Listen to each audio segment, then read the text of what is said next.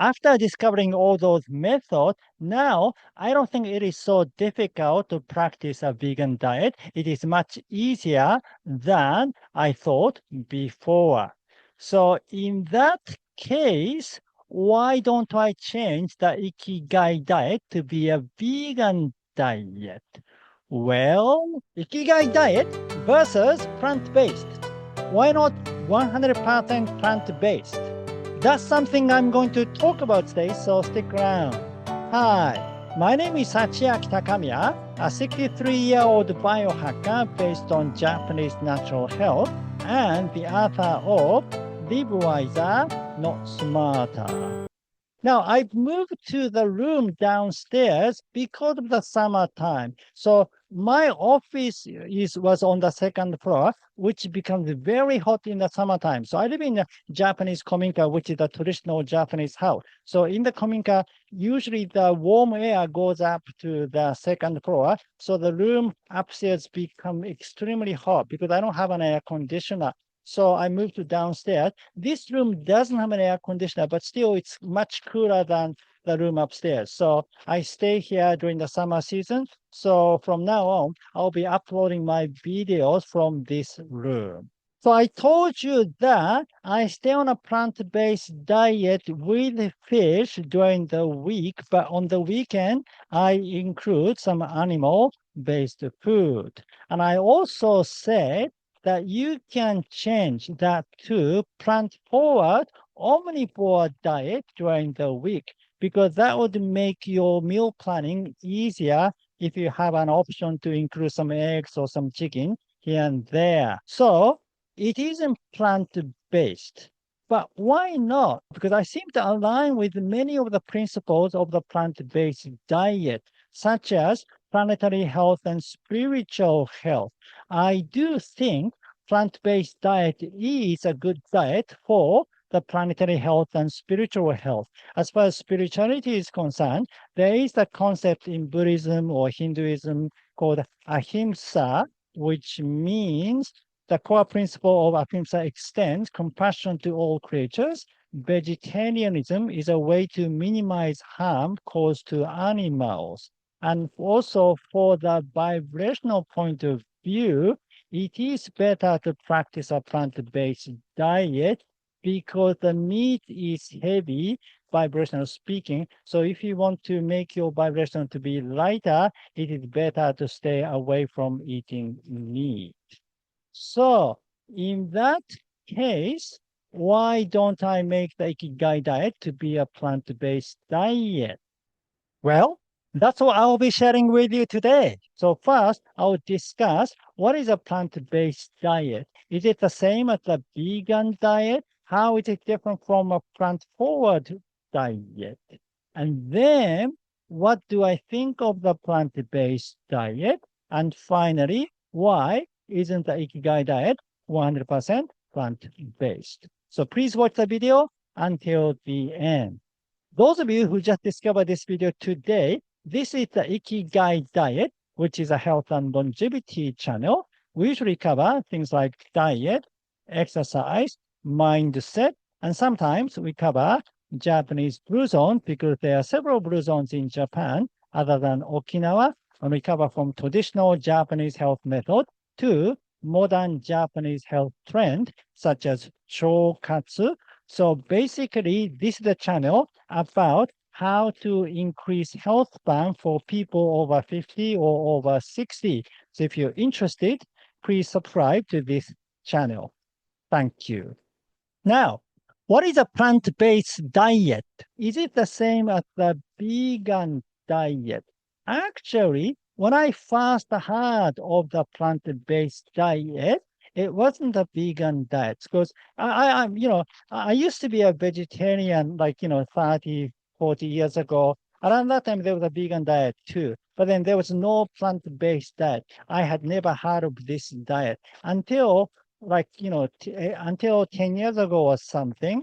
And then when I first heard that, I wondered what it was. So I looked it up. I went to the website of a plant-based diet, and it wasn't a vegan diet. It was kind of a mostly plant, but not necessarily 100% plant. So listen to this clip between Christopher Gardner and Andrew Huberman. Christopher Gardner is a Stanford, nutritional expert. He is well known as a plant-based advocate. My take, if you put all of my studies together, it's a whole food, plant-based diet, which does not mean vegan and doesn't mean vegetarian, but could. Wait, plant-based but includes meat? Yeah, so I don't like this new thing about plant-based being vegan. Sorry. So It's a terrible name. So let's just do this for 60 seconds. So pescatarian, lacto-ovo-vegetarian, ovo-vegetarian, vegan, flexitarian, reducitarian. Oh my goodness. There's all kinds of words out there.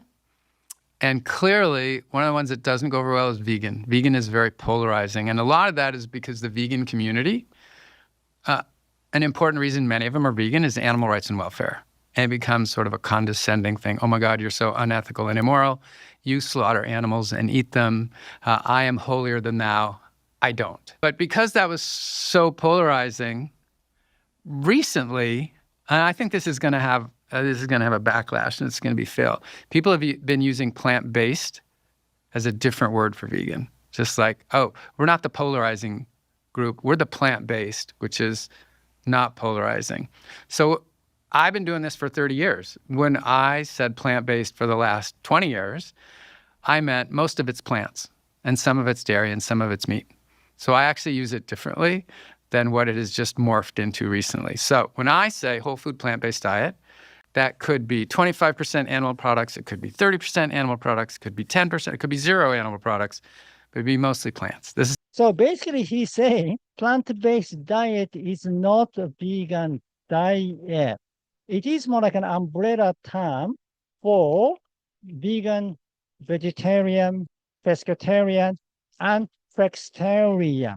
Flexitarian means you are mostly plant-based, but occasionally you eat fish, meat, eggs, and dairy. So basically, the Ikigai diet is a flexitarian diet. So under this definition, it is part of a plant-based diet. And when you think about the meaning of the plant-based, it is not a plant diet, it's plant-based. So I think this definition should be correct. On the other hand, vegan diet should be called plant-exclusive diet or plant diet.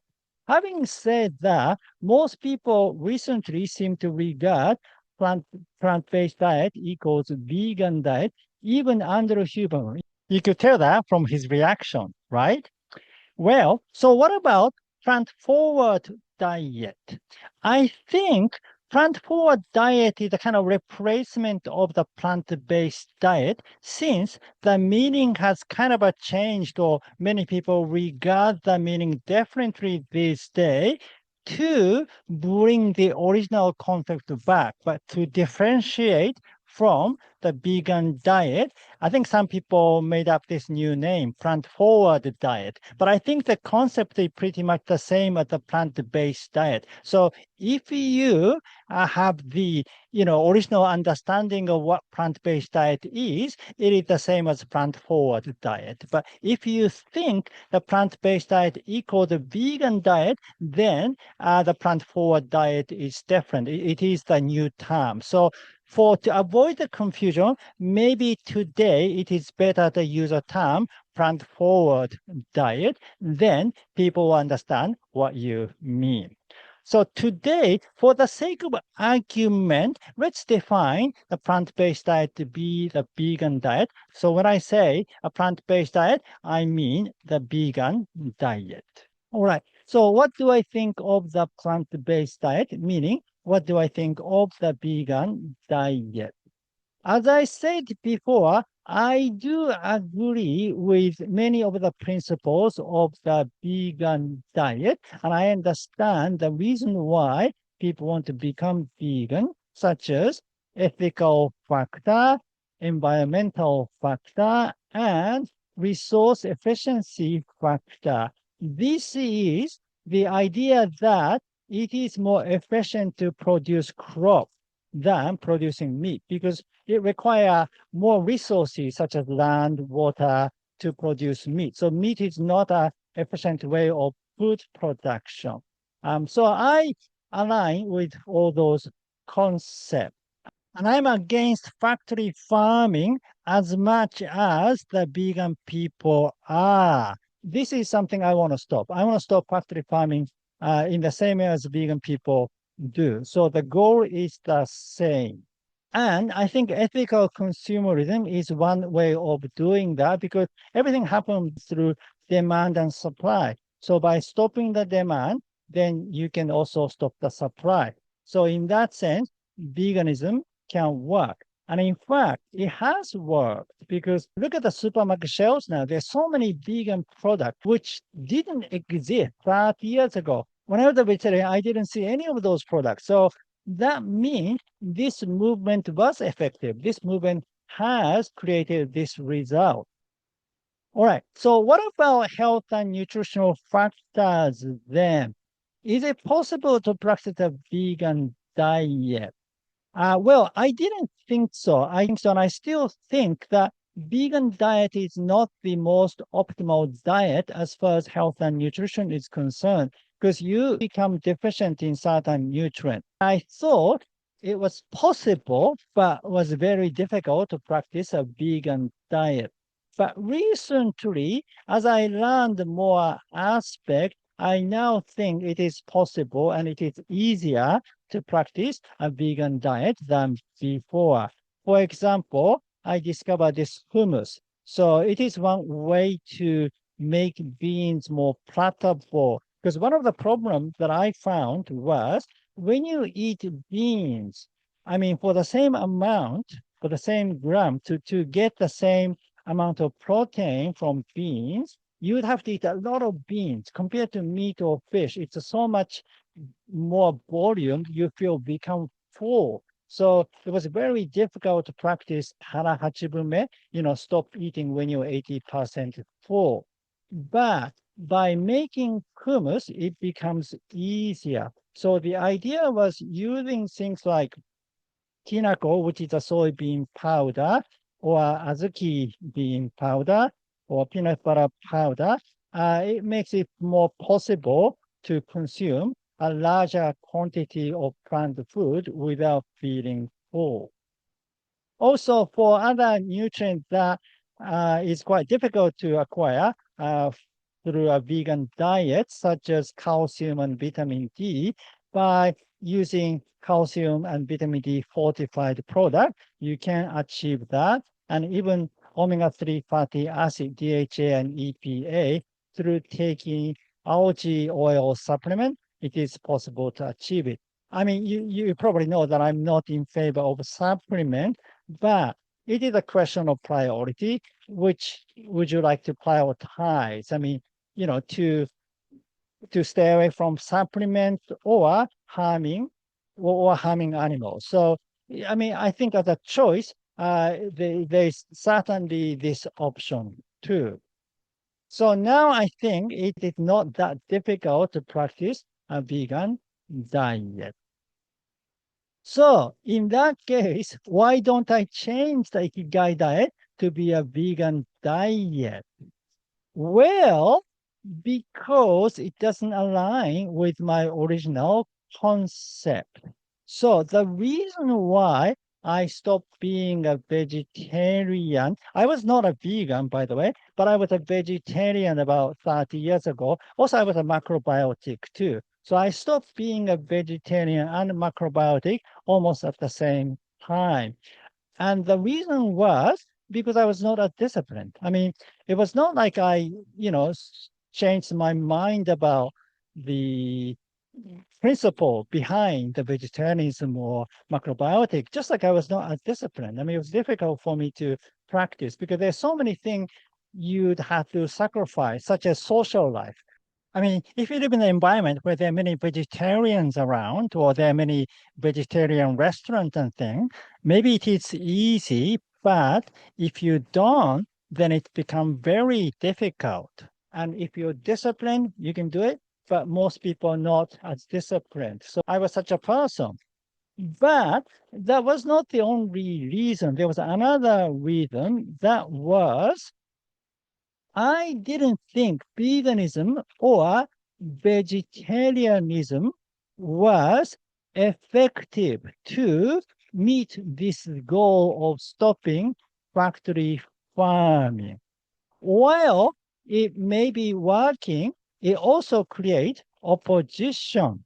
Well, don't get me wrong. I'm not saying all vegan people are militant. I mean, there are a lot of friendly vegans out there. I mean, I've met so many vegan people, and many of them are very friendly, friendly and peaceful. So there are many different kinds of vegan. You cannot generalize, vegan to kind of to be in one group. Yet I did meet quite a few peaceful vegans who are rather preachy, like to tell you what to do or what's right, what's wrong, and somehow kind of make you feel guilty. And the psychological concept called priority response. So people don't like to be told what to do. This is not only about teenagers, for regular people too. Most of us don't like to be told what we should do or shouldn't do, even though we agree with the principle. So the moment they tell you that you should do this, you feel you don't want to do that. This is the common reaction. There's a big division between carnivore and vegan, or ketogenic community and vegan community. There's sort of plant-based community and animal, including community. There's a big debate going on, and even experts don't agree with each other. And then when one side posts a negative comment about the other side, then the other side counterattack that comment and so on. It's an endless game. And I think part of the reason why the carnivore movement with this animal-based diet is growing is because of the veganism. So it is being counterproductive in a way. I mean, I don't know. I don't know much about carnivore movement. I personally don't know anyone who practices carnivore diet. So I don't know the mentality behind them. But I think part of the reason why this movement is growing is because it is opposition to the vegan movement. So as a methodology to meet this goal, to stop factory farming, I don't think it is so effective, or at least not the most effective way. I mean, it certainly does work, as I said before, but it probably works towards certain people, but it doesn't work towards other people. So when I started the Ikigai diet, this was in my mind. So I had this question in my mind. Isn't there a way to get more people to shift towards plants without receiving resistance? And that was the same with the macrobiotic, because actually the reason why I started the Ikigai diet was because macrobiotic diet was losing its popularity, and it was in a decline, especially in the West. And I felt that was kind of unfortunate because there are a lot of good things in the macrobiotic diet or in the Japanese natural dietary culture. It was pity that many people living this diet because of this strictness, because that was precisely the reason why I stopped being macrobiotic. So I wanted to create a new option to experience this benefit without being bound by the rules. So I said I was not a discipline, but so are many other people. I think I was not minority. I was probably the majority. Maybe I thought I could cater those people if I created something easier. So I came up with the concept of Hare and Ke, where you practice plant-based diet during the week, but you can be omnivore on the weekend. This way, you only need to discipline yourself 5 days a week, but 2 days a week, you can take a break. I mean, many people have a cheat days anyway, but cheat day sounds like you're cheating, like you are lying or something. It's not a positive word because diet prohibit to cheat. That's why you feel guilty. But if you make a diet that is okay to cheat, then it's changes the complete thing. It's not cheating. It's a part of that diet. In fact, who said you have to practice it 100%? Who said you should never consume animal product? Someone came up with that concept, which is fine, but there could be so many other ways. I wanted to create a different option. Also, this system has another advantage. Because you're limiting your meat consumption only to the weekend, you can afford more expensive meat, such as organic meat. So anyway, with this way, I thought I could reach a bigger audience. So the end result would be better. Maybe more people will reduce the meat consumption and it will reduce the demand. And then vegan people would say, what about pastoral farming? You're still eating other meat. Or what about fish? What about eggs? Well, we're not all perfect. We have to start somewhere. I mean, some salespeople try to sell too many things and then end up not selling anything. Sometimes you need to focus on one thing if you're serious about selling that. If you just focus on one product, maybe more people will buy that product. Also, there are other issues too. Animal welfare is not the only issue. There's child abuse, there's the racial discrimination, there's a gap between rich and poor, and so many social issues. Other people may be busy with other issues, even though they're not vegan. So the fact that they're not vegan doesn't mean they don't care. And also, this is just one of the goals, not the only goal of the Ikigai Diet. The other goal is to help people stay healthy into old age. And to do that, nutritional aspect becomes important. And so Magoya Sashikoku is the principle of the Ikigai Diet, which includes fish. By including fish, it makes so much easier. Because if you eat small fish like sardines, including the bones, then you can get calcium, vitamin D, and omega-3 fatty acid, EPA, and DHA, and including some other animal products such as eggs and chicken. It makes your meal planning so much easier. And nutritionally speaking, you can create a more balanced diet. For the adherence factor, I think it is easier to adhere to. Therefore, more people will continue practicing the diet for a long time. So one thing I noticed about the vegan diet or even the vegetarian diet or this kind of a exclusive diet is often people stop doing that. I mean, I stopped doing that, but there are many other people who stop being a vegetarian or vegan or macrobiotic too. Adherence is important. So in the long run, more people will practice it and more people will practice it longer. So the end result will be bigger. That's my opinion anyway.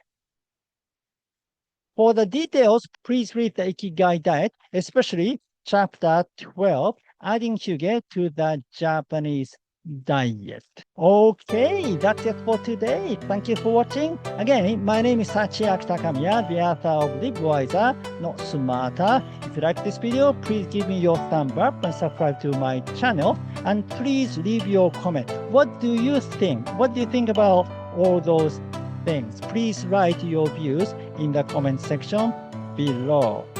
And so I said I discovered hummus and it made easier to consume a bean dish. For more details, you can watch this video.